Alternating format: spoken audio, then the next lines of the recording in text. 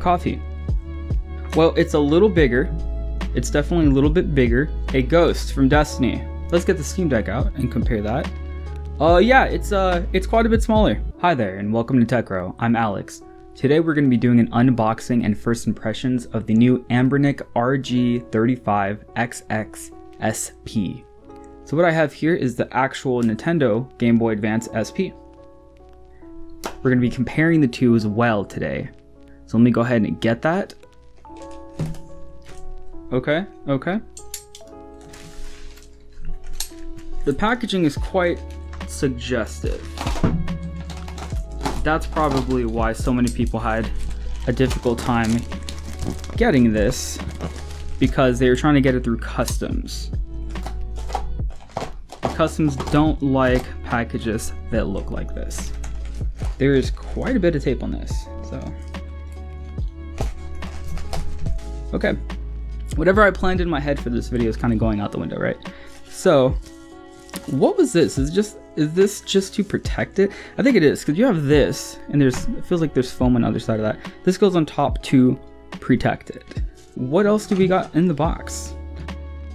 So, what's nice about this, for the money, you're also getting a screen protector. Here's right here, I'll put that on later.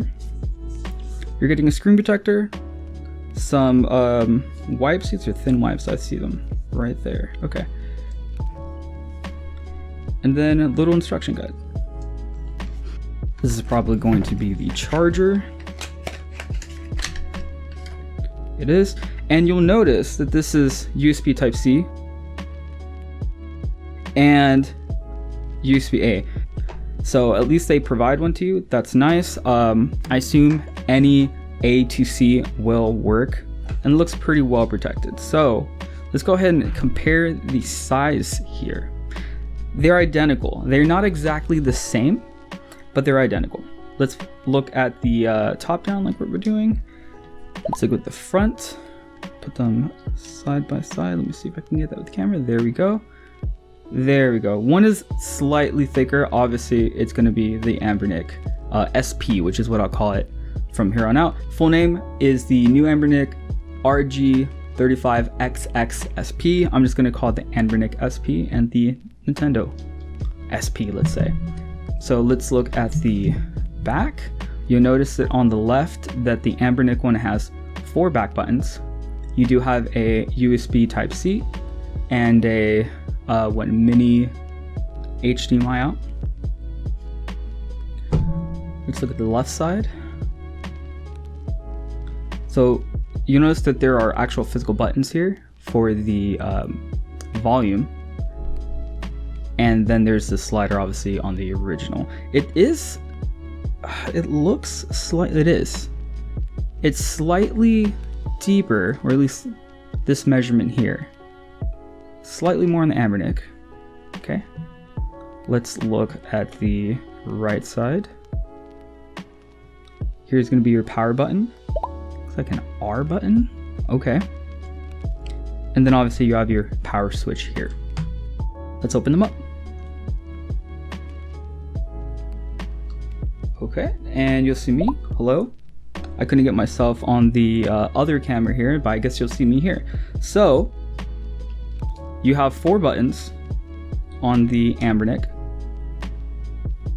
A, B, Y, X, and obviously just the A and B on the Game Boy Advance SP.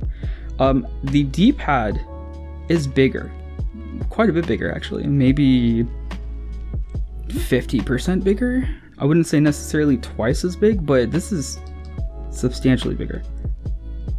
This has a short travel distance on the Nintendo SP, and I feel like it's a little longer travel distance on the D-pad for the Anbernic SP, but I think the actuation on the click is a little bit shorter. You have your speaker right here, obviously, and then you have your select and your start, and then you have your I'm actually not quite sure what this is going to do for now, but it could also be the same thing as the Game Boy Advance SP with the screen brightness. You also notice, sorry, this needs to be a little bit down. You also notice that the screen is a little bit bigger on the Anbernic. Obviously a little bit smaller on the Nintendo. You have Game Boy Advance SP on the bottom here.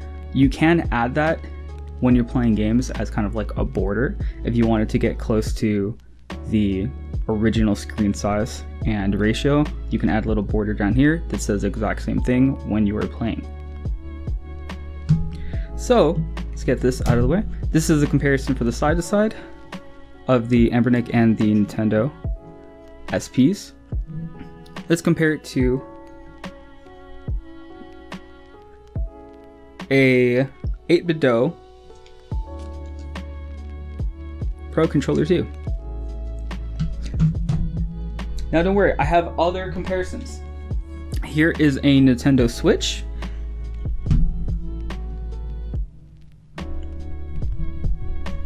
How big is this compared to a Game Boy Advance? We have the vertical form factor. What about the horizontal form factor? Well, it's a little bigger. It's definitely a little bit bigger, especially when open.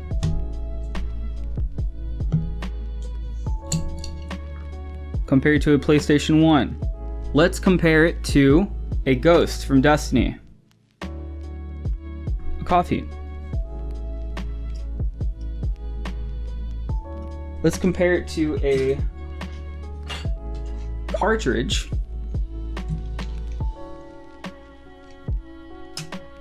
There you go. Let's compare this to the PSP. Now this is the slightly newer one that they came out with in silver. Get them a little closer. So it is thicker than the PSP. When you open it up, you compare the screens here.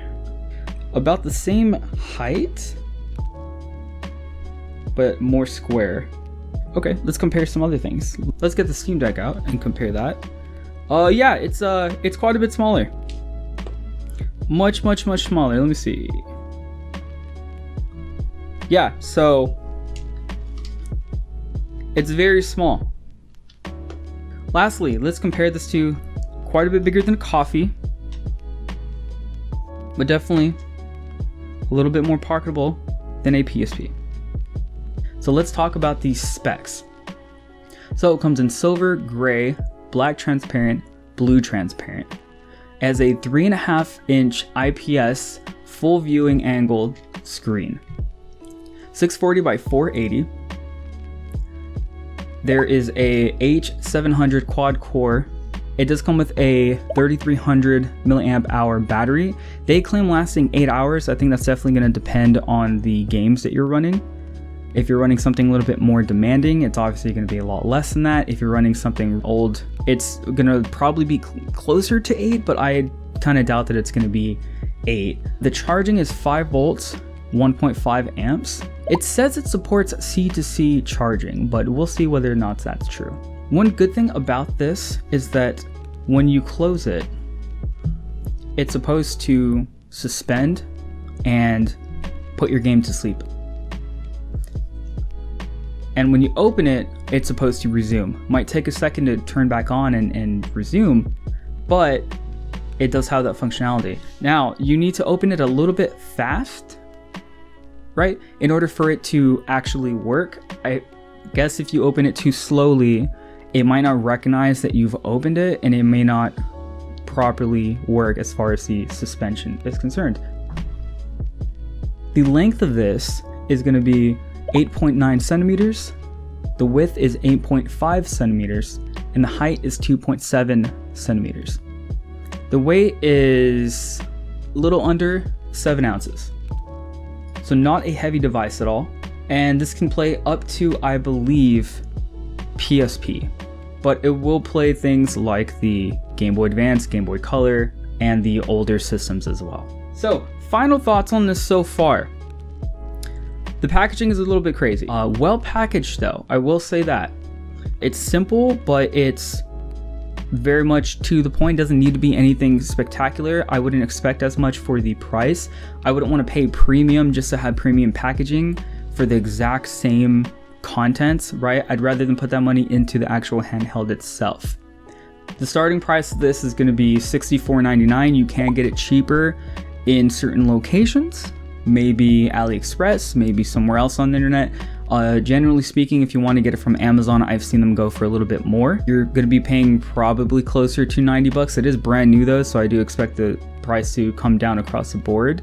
But if you get it from Amazon, you will get it a lot faster, at least maybe a week out from what I've seen. This took about 2 weeks to get here, but it was also stuck at customs for maybe a week. So what are your thoughts? Are you going to be picking up one of these? Are you going to wait for more reviews? Are you going to get a different device? Let me know your thoughts in the comments. Thanks for watching TechRow, and I'll talk to you later.